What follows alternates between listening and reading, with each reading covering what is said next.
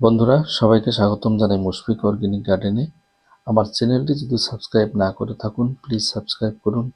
নোটিফিকেশনের জন্য বেল আইকনটি অবশ্যই প্রেস করুন। ভিডিওটি যদি ভালো লাগে একটা লাইক দিয়ে সাথে থাকুন।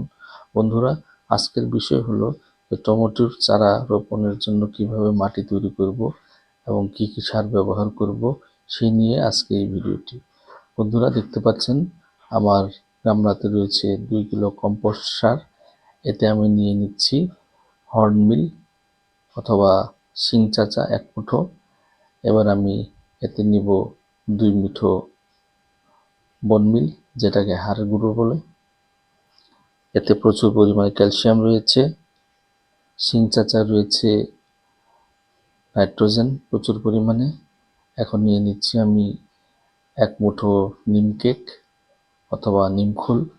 এতে রয়েছে নাইট্রোজেন।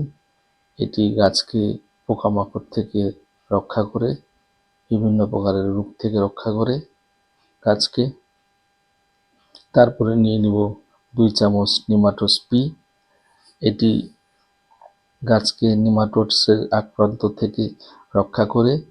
নিমাটোডস সাধারণত গাছের শিকড়ে গিঁট বাঁধে। গিঁট বাঁধার পর কোনো খাদ্য পৌঁছতে দেয় না গাছে, শিকড়ের মাধ্যম দিয়ে আস্তে আস্তে গাছটি মারাও যেতে পারে। তো বন্ধুরা আমার সারগুলো সব নেওয়া হয়ে গেল। আপনারাও এই রেশিওতে সার নিতে পারবেন। 2 কিলো মিক্সার বানাইতেছি আমি। তারপরে ভালোভাবে মিশিয়ে নিচ্ছি। নিয়ে আমি প্রয়োগ করব গর্তের মধ্যে।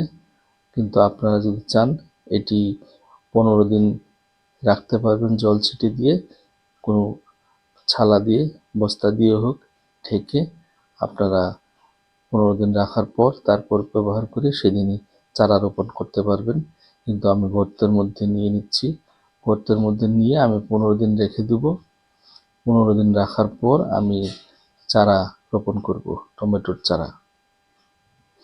তো বন্ধুরা আমি 2 কিলো বানিয়েছি, 4টি গর্তের মধ্যে আমি ব্যবহার করতে পারবো। তো বন্ধুরা আপনারাও এই রেশিওতে, এই অনুপাতে আপনারা সার মিক্সার বানিয়ে নিতে পারবেন। সেটি টবের জন্য হোক বা মাটির জন্য হোক। যিনারা টবে করেন টবে নিতে পারবেন, যিনারা মাটিতে রোপণ করেন মাটিতে নিতে পারবেন। এখন আমি মাটি দিয়ে দিচ্ছি। মাটি দিয়ে ভালো করে মিশিয়ে রেখে দেব 15 দিন। আপনারা যদি ইচ্ছা করেন, যে কথা আগে বললাম যে জল ছিটে দিয়ে 15 দিন রেখে দিবেন। রাখার পর টবে হোক মাটিতে হোক দিয়ে তারপর আপনারা টমেটোর চারা রোপণ করতে পারবেন। তো আমি গর্তের মধ্যে দিয়ে 15 দিন রেখে দেব। রাখার পর আমি 15 দিন পর চারা রোপণ করব টমেটোর।